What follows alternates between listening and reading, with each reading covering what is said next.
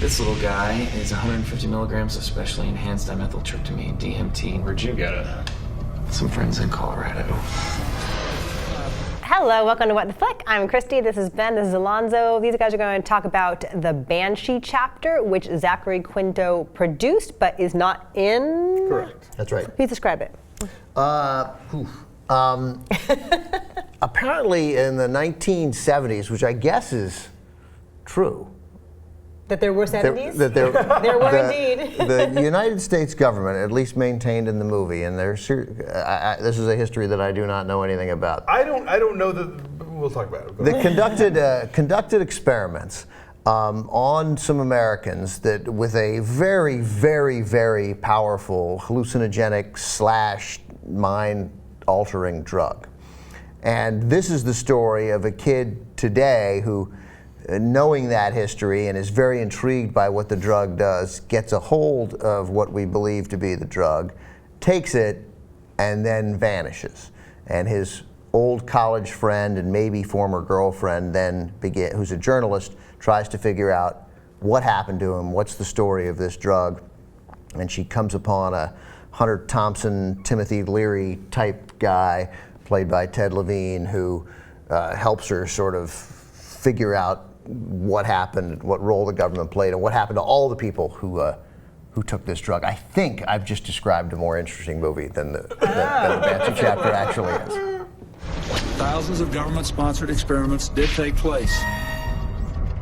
Aren't you worried about the dangers of taking it? He took a military-grade chemical that no one seems to have any documentation of. Then his friend is also missing. That's pretty much right? Well, I think one of the cleverest things the movie does is opens the film with old footage of CIA people and Bill Clinton talking about tests.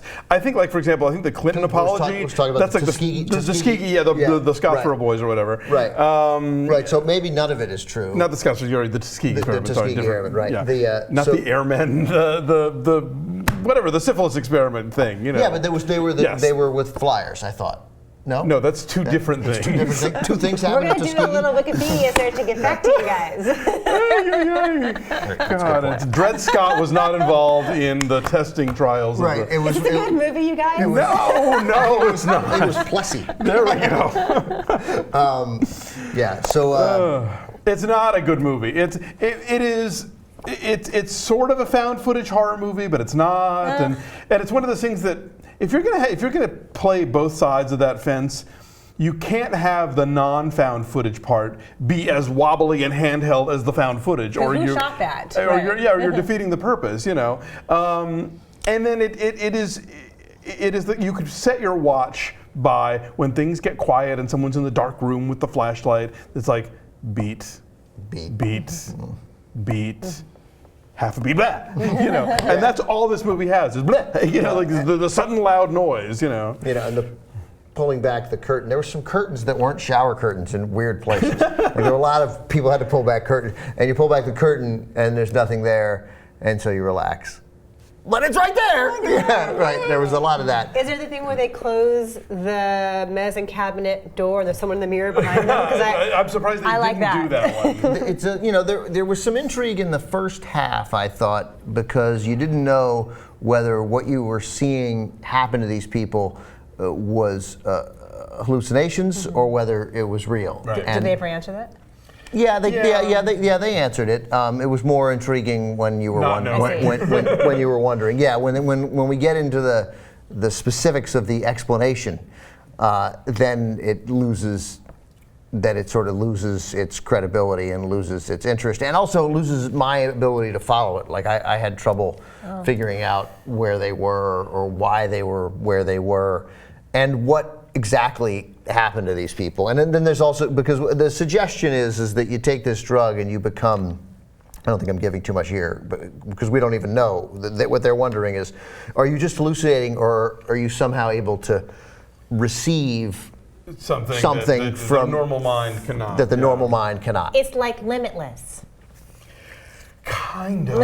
Yeah, except you're super unproductive when you take this drug. Yeah, no one's writing a novel. Yeah. I was bored. It's super kind of routine horror stuff. They set up some interesting ideas that never pay off nearly as interestingly as their. So the best part of the movie may be the fact that it fooled me into thinking some of this might be real. Yeah, like that's that they true, took, yeah. because I did buy that, and I did think that the Clinton stuff was clearly the syphilis. I won't even get into whom, but the syphilis. That I thought that, but like the former CIA director Stansfield Turner is testifying about, again, experiments that we did on other Americans, and so they do a really nice. It's ended in a way that it could be about anything, and so they make it be about this. Right. So and that was like intriguing. Like I was like, oh, I wonder like what we did, or if this is true, and we did crazy stuff in the '60s and '70s, and so maybe it was plausible. Yeah, maybe this MK Ultra, which is what the secret program that in the movie is. Maybe it's they found one little real thing, and then they sort of expanded on what would happen if it had gotten out of control. But they don't expand it to anything that you give a crap about or that is scary. I mean, it's not. Were you ever frightened? Yeah, a couple times I was frightened. I had some goosebumps in the first half. That's why I give it a much higher score than you do. But that said, it didn't sustain, and it really sort of it stopped being interesting when they started answering questions. So the ambiguity of it is quasi-effective, and then when it becomes clear, it's like. But Alonso's also right. The found footage versus the not found footage is you can't. They become indistinguishable because of the way it's shot. Yeah. So you're like I don't.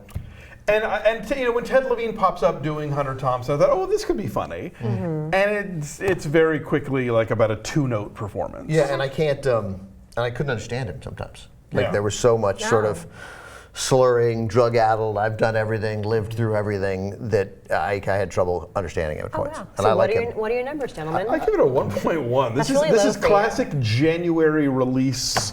Zachary Quinto is a talented guy. I'm sure he's very good friends with people involved with this thing, but it stinks. Okay. I give it a 5. It's probably too high, but I was into it it's an hour and a half, and I was into it for like 51 minutes. Give or take. So their average is a 3. It's at 88% on the tomato meter. So the few critics out there who have seen it, they were scared and they bought into it. All right, bye.